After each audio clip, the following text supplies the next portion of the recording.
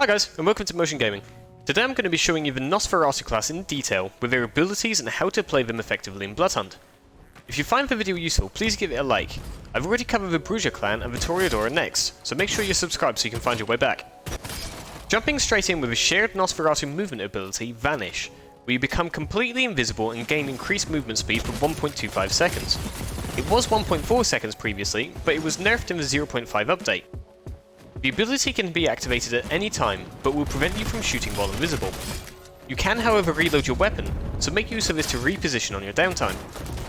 The standard cooldown on Vanish is 24 seconds and can be halved with pre-purple buffs. This is currently the best ability for evading attacks, as it is easy to reposition out of the line of sight of your enemies. This makes the Nosferatu a very forgiving class, and I would suggest trying them out if you're still discovering the game mechanics. Be aware that you make a slight sound while moving while vanished, so enemies can track you in a vague direction. Moving on to Saboteur and his passive ability, Unseen Passage, which allows you to go almost completely invisible while crouching. You will have to hold crouch for 2 seconds before it will trigger, and you can move about while invisible without it resetting. Shooting, healing, or using your abilities will remove the cloak however, so remember to move quickly while revealed. I see way too many players forgetting that they no longer have the invisibility, and make themselves easy targets by not moving around. If you are in a bad position and have been revealed, I would suggest finding a spot in cover where you can heal safely before trying to go invisible again. Remember that you are not completely invisible, and players with a good eye will still be able to see you.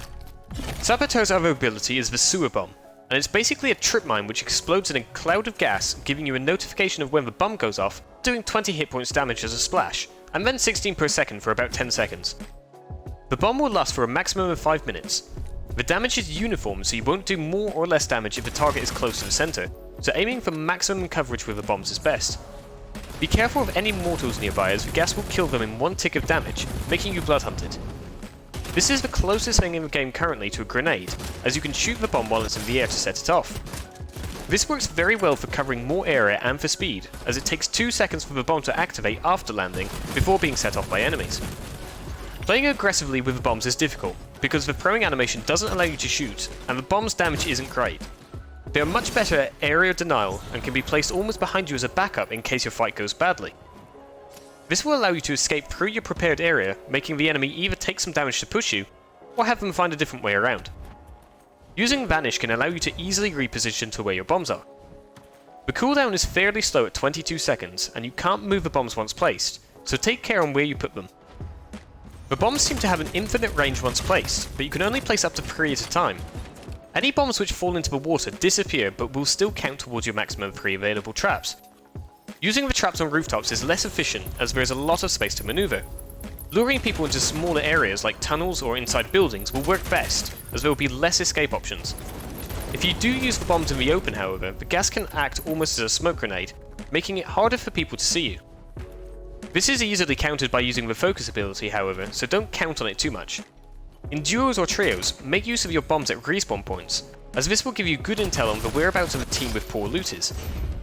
If you're not a fan of invisibility or gas bombs, then Prowler might be better. His passive ability Sense of Beast is very strong because it allows you to follow hurt enemies who leave a blood trail behind them, while they're at 99 hit points or below. This is great for tracking down the last guy in a squad, or finishing a downed player so you don't get shot in the back. The trail will go for 60 meters, after which it starts to disappear. Be careful of an ambush at the end of the trail, as players might know you are following. Countering this is fairly easy. Heal to 100 hit points or more, and change direction to leave the blood trail behind. Brute is a great counter to this, as his passive will heal you up to 100 hit points while out of combat. Prowler's main ability is the Scouting FAMULUS, which sends out a group of bats who will reveal enemies in a 9 meter diameter, highlighting them in red until 1 second after they've left the reveal zone. The bats travel in a straight line to where you were aiming at the time, and will stop once they hit an object, or up to a maximum of 100 meters. The bats cannot stop on a player, so your teammates won't get in the way.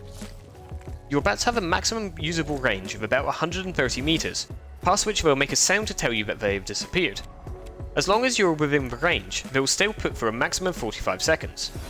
This means that if you have placed them well, you don't need to move them as often, allowing you to put your blood resonance buffs elsewhere. Enemy bats will be highlighted in red, so you can always tell the difference from friendly and enemy bats. This ability is great for gaining intel on enemies. It's basically a restricted wall hack with a cooldown. What's not to like? You will want to push quickly while you have the intel, but the enemy might know where you're coming from, however, as the bats leave a small trail while they fly, and sending them out has a distinct sound. The main upsides to playing Nosferatu is the amazing ability to disengage combat quickly and run away. The clan ability gives them amazing horizontal movement, which is great for circling around the enemy to shoot them in the back. The ability is very useful for gaining intel and general survivability. Being able to steer enemies away from you and your team with the gas and bats will give you more time to heal up and gain the advantage in a fight. I found that playing the rooftops was more difficult with Nosferatu compared to the other clans, as traversing from building to building can be a pain. Finding some Scourge Blades will help with their general movement, which can help you push or evade fights easier. Don't get overconfident with the passive abilities, as they can lead you into bad situations at times. Playing aggressive can be difficult if your aim isn't there to carry you in gunfights, but having a get out of jail free card is definitely a bonus. Always try to keep your Vanish ready to escape situations quickly, as this is your main advantage over other classes who can't break the line of sight as easily. I struggle playing Nosferatu myself because I prefer the vertical plays which you can make with the other clans.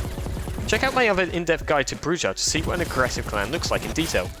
Make sure to subscribe for the upcoming tutorial video and for more Bloodhunt content.